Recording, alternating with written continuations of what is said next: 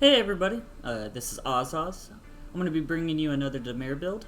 This is based off of not just the weapon Children of the Storms, but also the Fabled attribute that I was able to pick up on it. This is basically anytime you do your basic boomerang attack, it will start stacking some crows on it, some ravens, that will stack up to 6 times. Each time it does 10% poison damage. And then the stacks will explode for 300% poison damage each once you use Call the Ravens. So let's jump right into your abilities for this. Alright, so this one's going to be the only 29 points, and then the next one will be all 39. There are some little changes. You can upgrade your passive Child of the Forest, and there's also this nice synchronized action for this build that's going to come into play when I get to it.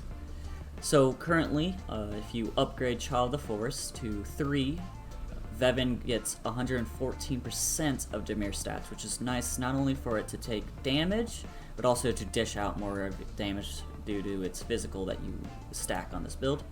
So we're going to jump to one of the main overview of this build due to the weapon. It is going to be Call of the Ravens. Even though my weapon is +6, you can only go +5 in this, so you can get to a max of 8. So with that, you're going to make sure you max that out, as well as put 1 point in Hunt, which is only going to gain 2 meters. And the reason to do this is because the dot effect that's happening when you shoot out the Call of the Ravens, and it goes out through those mobs that first had the Ravens and explode. While you're waiting for it to come back, you're going to be throwing out more of your boomerangs, which then when it comes back will explode once again. Not as high as the 6 stacks, but it's going to probably be about 2 to 3 stacks, which will be more than enough damage. It's kind of like a ricochet effect, and you can do it quicker. The longer it goes out, the more time the mobs have to move, so this is a nice little boom boom bam type of situation. You will then put 3 points in Birds of Prey, which will increase the Raven's size to hit more of the mobs that are affected by your Fable power, the dot effect.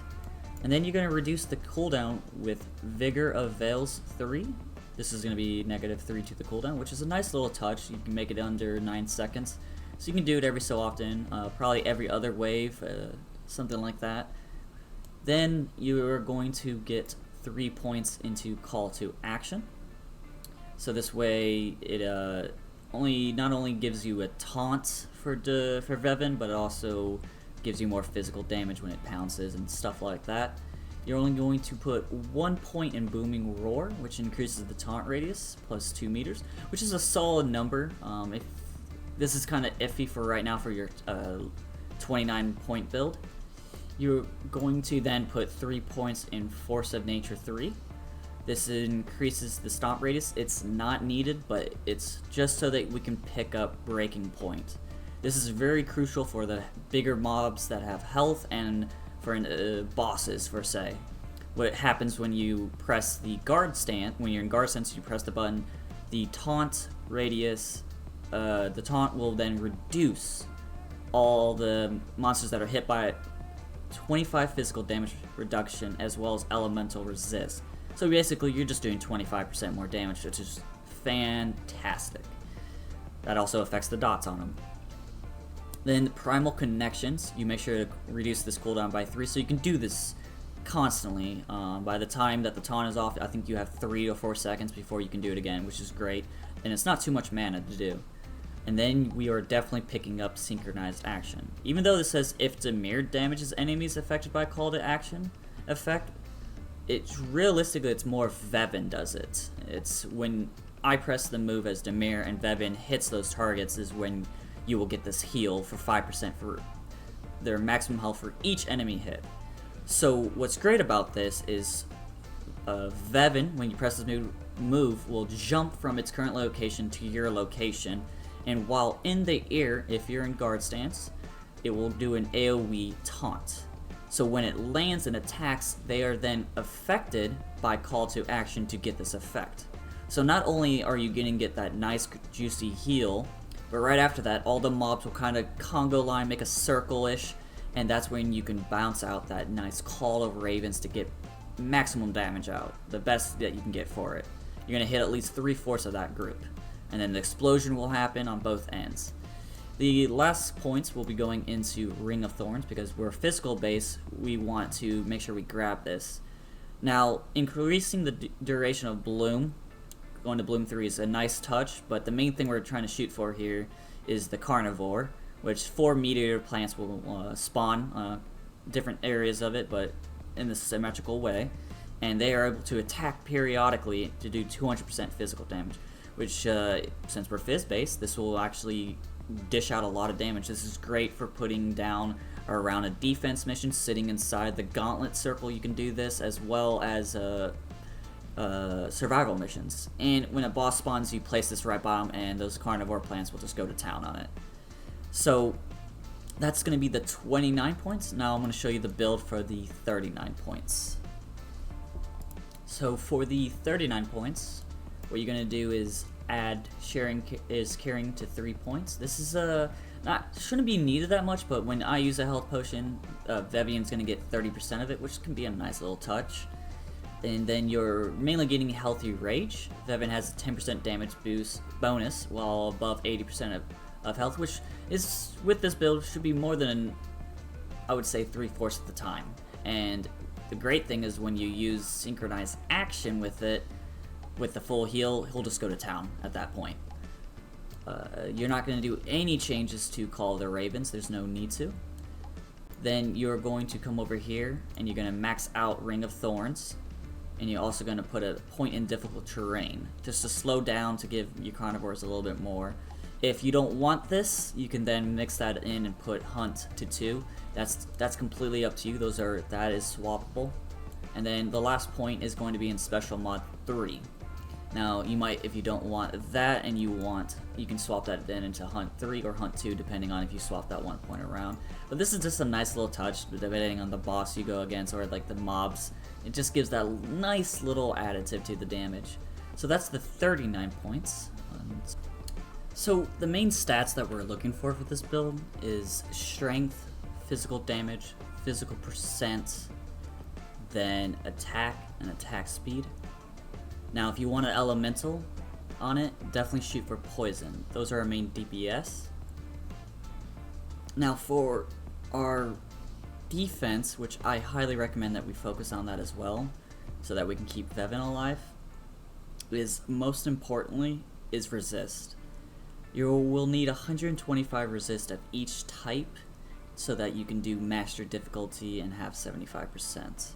It's a hard goal to shoot for, but if you can get at least 3 of them capped, that is very great to do. My recommendation is poison, fire, cold, lightning, in that order if possible. The poison is the most important. If you have to cap 1, get poison, and then fire for 2.